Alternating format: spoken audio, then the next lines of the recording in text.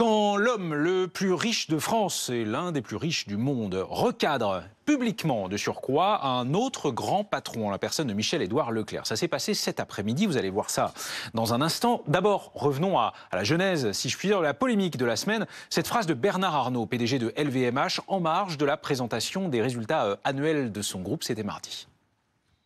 Quand on vient en France et qu'on voit qu'on s'apprête à augmenter les impôts de 40% sur les entreprises qui fabriquent en France, c'est quand même à peine croyable. Donc on va taxer le Made in France. Pour refroidir les énergies, on fait difficilement mieux. Pour pousser à la délocalisation, c'est idéal. Bernard Arnault vend debout, comme d'autres grands patrons, contre la contribution exceptionnelle sur les bénéfices des grandes entreprises prévue dans le budget 2025. Ce n'est pas le cas de Michel-Édouard Leclerc. Bernard Arnault, qui n'a pas du tout apprécié, a répondu très sèchement à Michel-Édouard Leclerc. Ceci, vous allez voir apparaître la citation sur X, anciennement Twitter. Monsieur Leclerc, puisqu'il semble vouloir défendre les PME françaises, je lui conseille de vendre dans ses supermarchés davantage de produits français et d'arrêter de pressurer les fournisseurs français au risque de les mettre en difficulté en cherchant à obtenir d'eux des prix toujours plus bas.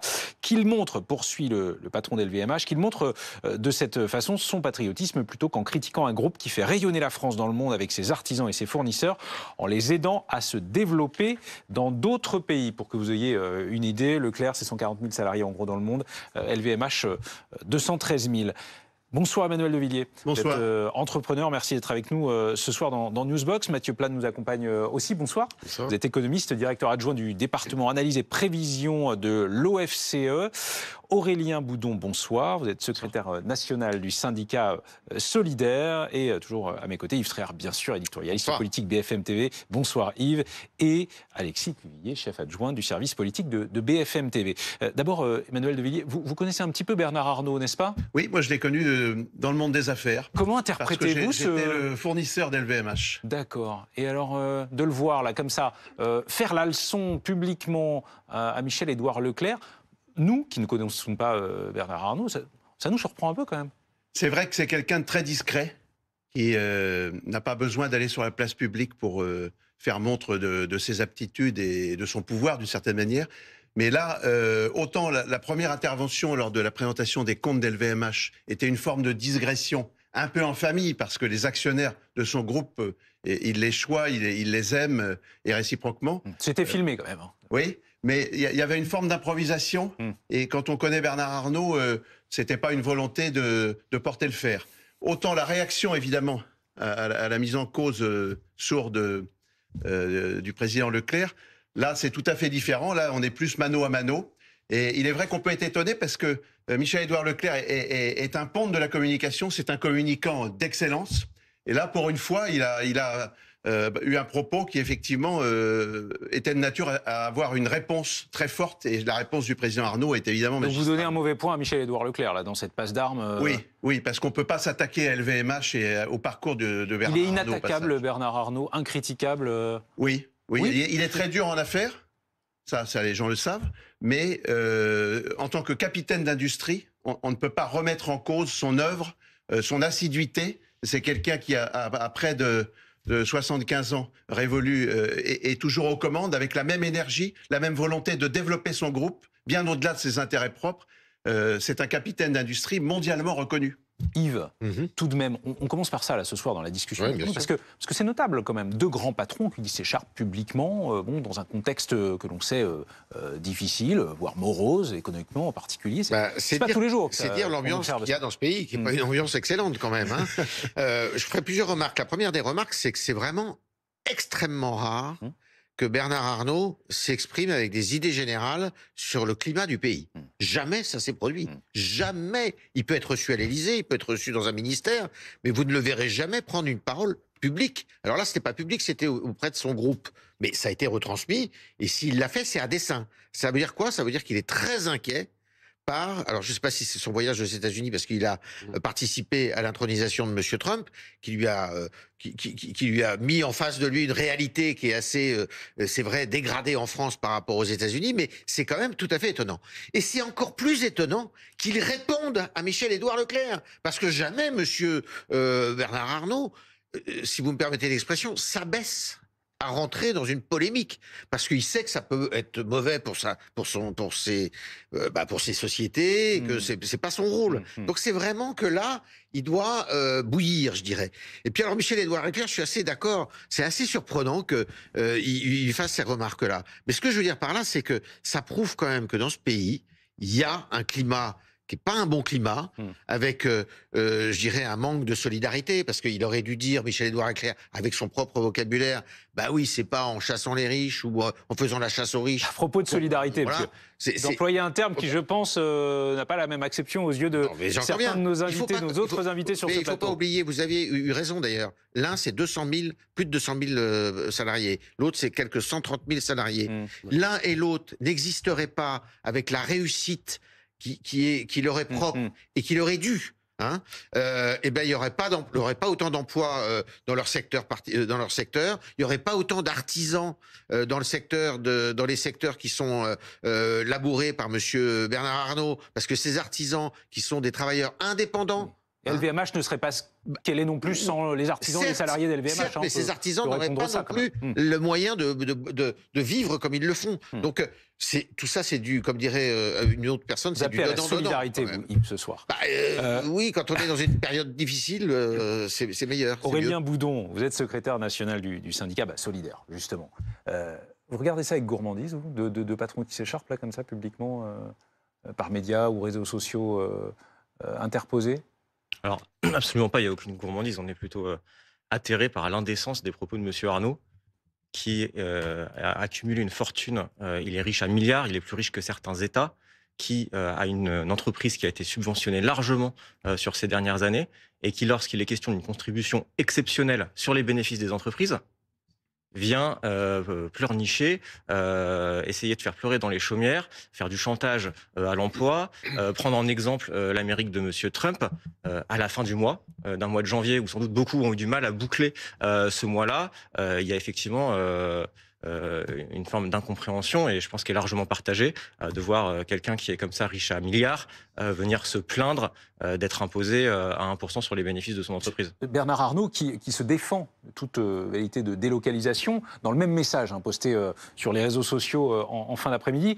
Regardez, je n'ai bien entendu jamais dit, écrit-il, que nous allions délocaliser le groupe LVMH. Cette affirmation est fausse. Le groupe LVMH est fier d'employer directement et indirectement près de 200 000 personnes en France et d'être année après année le premier recruteur privé de France. C'est précisément parce que j'aime la France, écrit Bernard Arnault, et que je souhaite que notre pays continue à rester compétitif, que j'ai tenu à alerter, assure-t-il, sur des mesures qui me paraissent en tout point contre-productives. Ce que j'ai dit, c'est que les mesures fiscales envisagées sont une incitation à la délocalisation, c'est vrai que c'est ce qu'il a dit pour le coup, puisqu'elles taxent le Made in France, mais pas les entreprises françaises délocalisées. Mathieu Plane, pour qu'on comprenne bien quand même de quoi on parle, cette surtaxe d'impôt sur les sociétés, sur les grandes sociétés, dans le budget 2025, n'est pas encore qui peut être adopté d'ailleurs. Ouais. Ça concernerait qui pour rapporter quelle somme concrètement? Alors, c'est pas rien en réalité, parce que c'est la principale mesure de redressement des comptes publics en fait. On attend 8 milliards pour cette année, pour venir combler le déficit public. 8 milliards, c'est pas négligeable, et ça porterait sur 450 entreprises. Et LVMH est notamment une des entreprises qui contribue le plus, je crois, à hauteur de 700 millions avec cette taxe. 800, je crois. 800 même.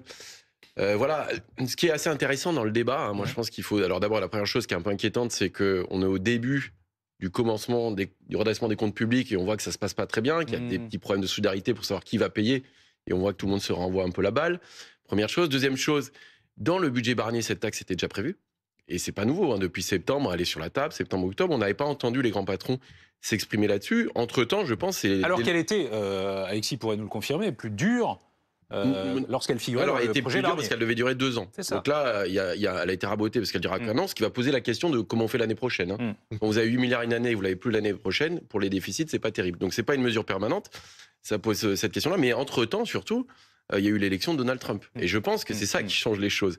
Et Donald à laquelle a assisté, en tout cas pour l'investiture, Bernard Arnault. D'abord, il a été invité, il y a eu le tapis rouge. Il est en train de faire le tapis rouge pour tous les entrepreneurs, les grosses entreprises industrielles et autres européennes. Il dit quoi? Il dit, je vais baisser l'impôt sur la société à 15%. Premièrement, les déficits publics, j'allais dire une expression qui n'est pas terrible, on s'en cogne, c'est-à-dire que vraiment, c'est pas leur problème.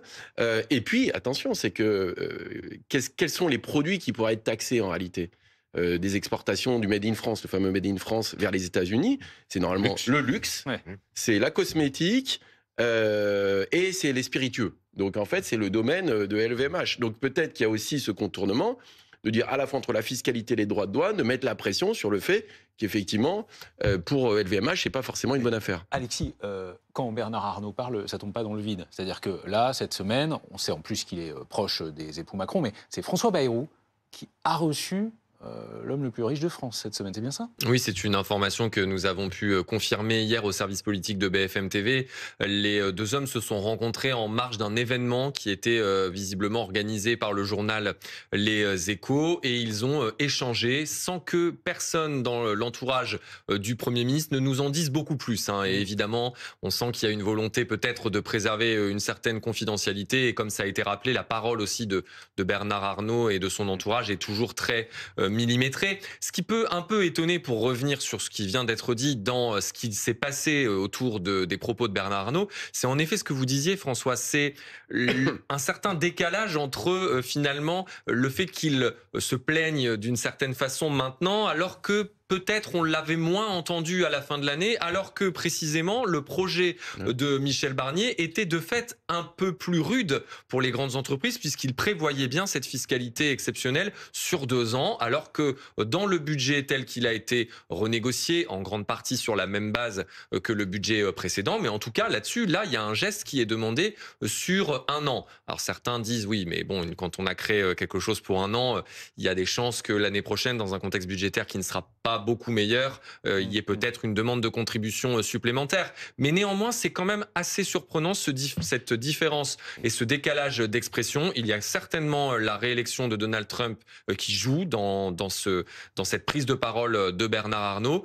Prise de parole qui est peut-être plutôt bien vue du côté de l'Élysée. Vous le savez, vous le rappeliez, Bernard Arnault a un certain nombre de connexions avec le couple présidentiel. Et c'est vrai qu'Emmanuel Macron a fait dire à plusieurs reprises par son entourage qu'il était très soucieux que la politique pro-entreprise qu'il avait lancée en 2017 soit préservée. Les rats quittent le navire, vous entendiez à l'instant Emmanuel de Villiers, Sophie Binet, patronne de la CGT ce matin à propos de ces grands patrons dont elle estime que leur seul objectif c'est l'appât du gain. C'est totalement hors de propos et c'est irresponsable. Parce que Mme Binet, elle a beau être à la tête d'un syndicat, son syndicat, il est assis sur des entreprises.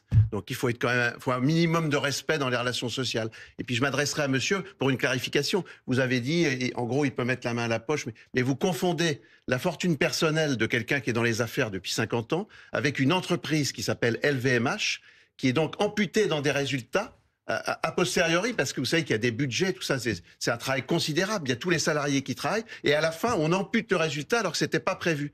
Mais ça a des conséquences majeures sur une entreprise. D'abord, c'est démotivant. Ensuite, ça change même la participation de tous ceux qui ont travaillé. Il faut pas faire un mélange entre la fortune personnelle de quelqu'un qui ne change pas sa vie, qui, vous voyez, M. Arnault, il fait son âge parce qu'il travaille tout le temps. Vous imaginez bien qu'on est à la tête d'un groupe pareil, on a des ennuis énormes. C'est pas une sinécure, c'est pas un milliardaire sur une île déserte comme on voudrait le faire croire. Aurélien Boudon, qu'est-ce que vous répondez à ce que dit Emmanuel de Villiers? Je pense qu'il n'y a pas à avoir d'inquiétude pour la fortune personnelle de M. Arnault, puisque le niveau d'imposition de l'impôt sur la fortune n'a jamais été aussi bas, l'impôt de solidarité, donc ça va. Par contre, je pense que LVMH, c'est aussi un groupe qui se porte bien, qui a fait plus de 12 milliards de bénéfices sur le dernier exercice. Et donc, on parlait de solidarité, c'est aussi logique que les plus grandes entreprises qui dégagent des bénéfices, qui dégagent parfois des milliards de bénéfices, et les entreprises du CAC 40 ne se sont jamais aussi bien portées que ces dernières années et dégagent des dizaines de milliards de bénéfices. Il y a une forme de logique à ce qu'elles contribuent à un effort collectif. Et j'ai vu aussi qu'il y avait des propos qui étaient des prises de position sur le maintien des 4000 postes d'enseignants qui devaient être initialement supprimés au budget, etc. Et on voit que finalement, il y a une forme de mise en concurrence entre contribuer par l'impôt à la solidarité collective. C'est les intérêts particuliers qui s'opposent aux intérêts collectifs et on vient essayer de défendre la maximisation des marges et des profits de quelques-uns au détriment de l'intérêt ici du plus grand nombre. Et c'est la même logique sur le refus d'avoir des cotisations, le refus d'augmenter les salaires. Et on voit aujourd'hui que la politique visant à faire des cadeaux aux entreprises, puisqu'il faut le dire comme ça, qui est menée depuis 2017, avec des crédits impôts recherche, des exonérations de cotisations sociales. Ça ne profite pas au maintien de l'emploi, puisqu'on voit aujourd'hui qu'il y a des centaines de plans de licenciement, des centaines de milliers d'emplois qui sont menacés. Ça ne profite pas aux salaires, qui en euros constants ont diminué sur ces 2 dernières années. Et on voit aujourd'hui chez Michelin, une entreprise vous récitez qui a touché votre père, 50... cher ami, mais... Je vous réponds, vous vous inquiétez de M. Bernard Arnault, je vous réponds. L'impôt tel que vous le souhaitez, on peut le qualifier d'un mot, il est confiscatoire. Et une entreprise qui subit un impôt confiscatoire, non, il redistribue sur la bonne voie au service de l'économie nationale. Il confisque pas, il redistribue le fruit du travail des salariés, parce que je ne crois pas que ce soit M. Bernard Arnault qui tanne le cuir et qui fasse la couture de ses sacs à main, vous voyez.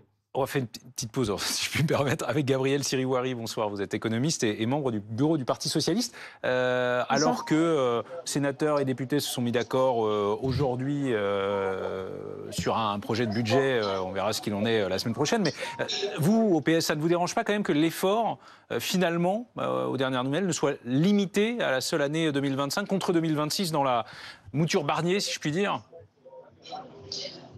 Si, bien sûr, on portait effectivement quelque chose de plus ambitieux. Et puis, pour rebondir quand même sur ce qui a été dit sur votre plateau, c'est vrai qu'il faut remettre tout ça dans son contexte. L'impôt sur le capital et l'impôt sur les sociétés, il a fortement diminué ces dernières années et depuis l'arrivée d'Emmanuel Macron au pouvoir. Et c'est ça, notamment, qui creuse le déficit chaque année. Donc, la situation budgétaire dans laquelle on est, elle n'est pas complètement détachée de ces allègements d'impôts. Et donc aujourd'hui, si vous voulez, cette surtaxe, c'est aussi une forme de correction. C'est évidemment tout à fait normal, c'est une question de justice fiscale, de solidarité, que ces grandes entreprises contribuent aussi. Je veux dire, les citoyens vont contribuer, les services publics vont contribuer aussi. Pourquoi est-ce que les grandes entreprises seraient exemptées alors que en plus, ça a été évoqué aussi, mais on a l'impression que ce serait seulement le fruit du travail de Bernard Arnault, etc. Ce sont bien des salariés, ce sont des entreprises qui se développent grâce à nos services publics, grâce à nos infrastructures, grâce à des salariés qui sont formés dans nos écoles. Donc, il y a une question aussi de redistribution. Il y a une question d'intérêt général, si vous voulez. Et donc moi, je rejoins tout à fait Sophie Binet quand elle explique que ce n'est plus du tout la préoccupation de Bernard Arnault, de ses grands patrons. Le pays, c'est pas un tout petit peu excessif. Vous reprendriez-vous cette expression ? C'est pas ça qu'elle a dit. Non, c'est pas ça qu'elle a dit. En tout cas, moi, c'est pas comme ça que je l'ai entendu. J'ai entendu qu'elle exprimait une réalité, c'est-à-dire qu'ils se sentent détachés, en tout cas Bernard Arnault, de l'intérêt général de son pays, de l'emploi en France. Mais ce n'est pas le seul. Il faut citer d'autres. Je donnerai un autre exemple parce que c'est important. L'entreprise Renault, par exemple, a continué à licencier ces dernières années, notamment pendant le Covid, alors qu'il bénéficiait d'un prêt garanti par l'État de 5 milliards d'euros. Donc, il y a quand même une question. On investit et on permet à ces entreprises de se développer. Et donc, il y a évidemment un retour aussi à attendre de leur part. Et je pense que ça pose une question beaucoup plus globale, c'est-à-dire comment est-ce que l'État peut reprendre la main et ne pas subir ce chantage à la délocalisation. Je rappelle quand même que sous Nicolas Sarkozy, il y avait une taxe qui s'appelait l'exit tax. Ce n'était pas une taxe de gauchiste parce que c'était Nicolas Sarkozy qui taxait fortement les entreprises délocalisées. Je vois Yves réagir. Yves, chacun doit faire un effort. Enfin, franchement, comment contrer cet argument-là après tout, vu les temps difficiles qu'on traverse ? J'entends, effectivement, et j'entends Gabriel Ouari, j'entends ses propos, mais elle oublie une chose quand même. C'est parce qu'il y a ces entreprises, ces grosses entreprises, qu'il y a des petites entreprises, parce que ces petites entreprises travaillent très souvent, et c'est le cas pour Bernard Arnault, pour des gros groupes, des grands groupes auxquels elle collabore. Ça, c'est la première des choses. La deuxième des choses qu'elle oublie, c'est que l'aménagement du territoire, c'est qu'il y a certaines zones dans ce territoire, en France par exemple, qui n'existent, où il y a des services publics, où il y a des services offerts au public que grâce à l'existence de grandes sociétés, vous voyez, qui contribuent et qui participent par l'impôt sur les sociétés et par leur présence à l'aménagement de certains territoires et qui contribuent à la richesse nationale et au service public national. Il n'y aurait pas de ligne. Allez à Clermont-Ferrand. Clermont-Ferrand sans Michelin, ça serait quoi ? Sochaux sans Peugeot à la grande époque, c'était quoi? On peut multiplier les exemples comme ça, avec des villes, des bassins d'emploi qui n'existaient que grâce à des sociétés qui n'étaient pas des sociétés, comme vous vous laissez entendre, complètement perfusées par l'État. Au contraire, l'État bénéficiait des impôts qu'elle payait. Donc, Gabriel Siriwari lève la main pour vous répondre. Non, mais c'est plutôt assez heureux. Donc, écoutons-la. pourquoi les saigner alors qu'elles participent grandement pour la plupart d'entre eux. Je ne conteste pas qu'il y a eu des abus sur le crédit impôt recherche, mais elles participent quand même au développement national. Mais elles ne sont pas saignées parce que l'impôt sur les sociétés, il était à plus de 30% avant l'arrivée d'Emmanuel Macron. C'est passé à près de 25% aujourd'hui. Donc elles sont loin d'être saignées. Et moi, je vous rejoins. Je suis pour que ces entreprises, elles continuent à construire nos territoires, à employer dans nos territoires et à lutter contre ces délocalisations qui créent de la misère sociale et de la désespérance. Donc je partage en fait ce que vous dites.